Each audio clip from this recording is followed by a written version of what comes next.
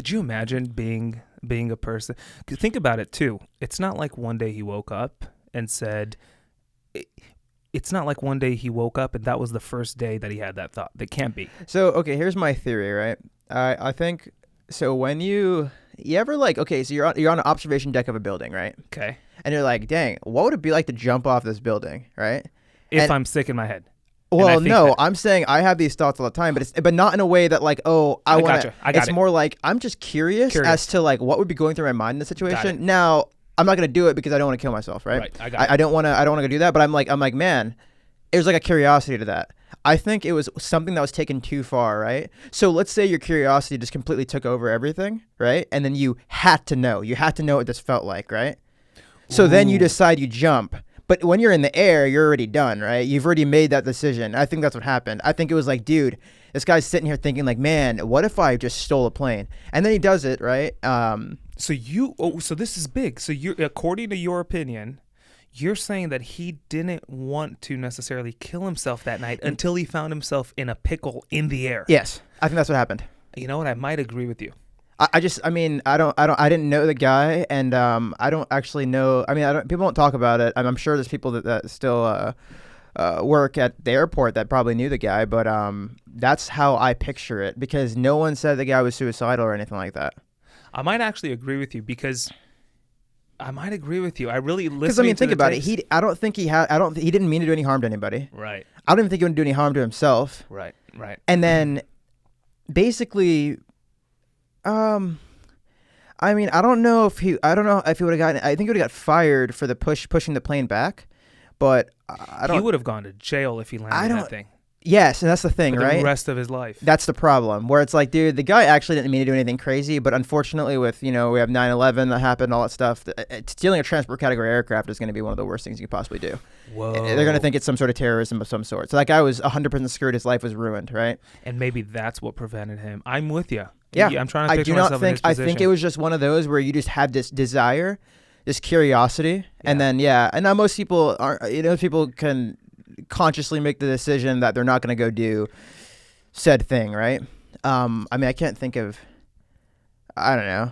It's never like I feel like I don't know what kind of stuff I think of. It's just like in the moment or whatever. But like the building one's the best example I can think of. I'm just like you're looking down at a building like, dude, this is so high. Or actually, you know what? It's not if I jump. It's like, what if I fell off the building, right? It's like, dang, you're just like thinking about that. And it's just one of those where it's like, well, I'm going to stay away and I'm going to leave that alone. Otherwise, or for him, I guess it went the other direction. But, I could relate to, I mean, I've stood on a 737 at the door in my life and I looked down. It's a curiosity thing. Like the height from a 737 to the ground? Yeah. You think to yourself, if I jumped, would I break my leg? Would I be able to walk away? Because you can't gauge, like, what will that height do to me? So interesting. So you're saying he probably he had to think about it for a while because he was swimming at home. He probably wanted to be a pilot. Yeah, probably. And then he found an opportunity. Correct. But I think he had his opportunity from a long time.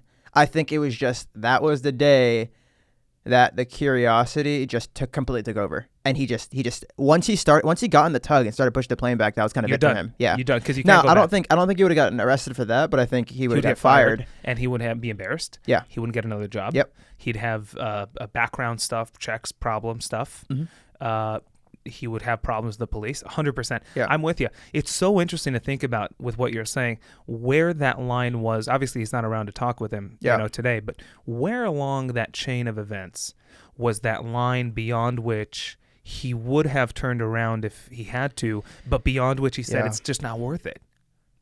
It's interesting because he's not here to ask. Once the engine was started, and the thing is too, like, he had to have played a simulator. Oh no, he did. I think it was known. Is that what it said? Okay. Yeah, I'm he was a big sim guy. There's a couple of things. Like, I mean, I'm not. I mean, it'd be the same. Maybe not like an E-Jet or like an Airbus or whatever, because that's pretty simple. You move a switch and then the engine starts. But like, there's a couple things you have to do to get the engines on. In our plane. Yeah, so that's why you're like the person to talk to about this, because you probably more than anyone know here's what it actually takes to get this thing started. I mean, it's not like terrible, but there are a couple of things you have to know. It's not like, oh, I can sit here and figure it out, right? Well, actually, how much time would I have to spend on the sim? Yeah. give or take, Yeah. before I could confidently jump in one of those and take off? I felt, I don't know. I don't think the sim is ever gonna do the full thing. It gives you enough. It gives you enough. You know exactly what you're doing.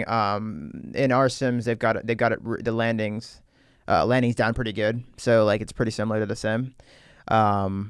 But it just takes time in the actual plane. No, Whoa. Comfortable enough to get it off the ground. Oh yeah. Anybody can do that.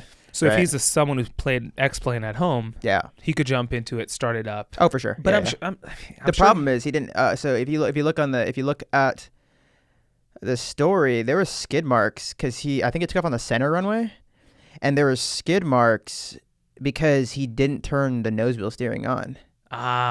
He had to like use differential braking to get this thing to turn, which is, I mean, whatever. I mean, I'm surprised he got it lined up. I've never tried that.